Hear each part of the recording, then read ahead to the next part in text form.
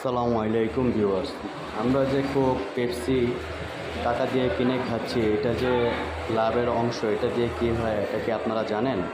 দেখুন, এই ভিডিওতে সম্পূর্ণ দেওয়া আছে। এই পেপসি লাভের অংশ দিয়ে আপনারা আমার মুসলিম জাতিকে ধ্বংস করার জন্য তারা কী পরিমাণে অস্ত্র বানাচ্ছে। এই অস্ত্রের মাধ্যমে আমাদের মুসলিম জাতিকে তারা ইসরায়েলি ধ্বংস করার জন্য পিছিয়ে লেগেছে।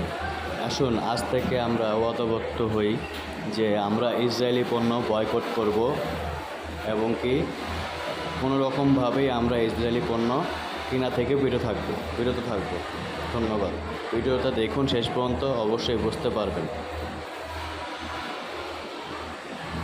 ভিডিওটি সম্পূর্ণভাবে দেখলেই আপনারা বুঝতে পারবেন কিভাবে ইসরায়েলিরা আমাদের মুসলমান জাতিদের উপর নির্যাতন করছে এবং চালিয়ে যাচ্ছে। আসুন, এখনও সময় আছে, আমরা ইসরায়েলি পণ্য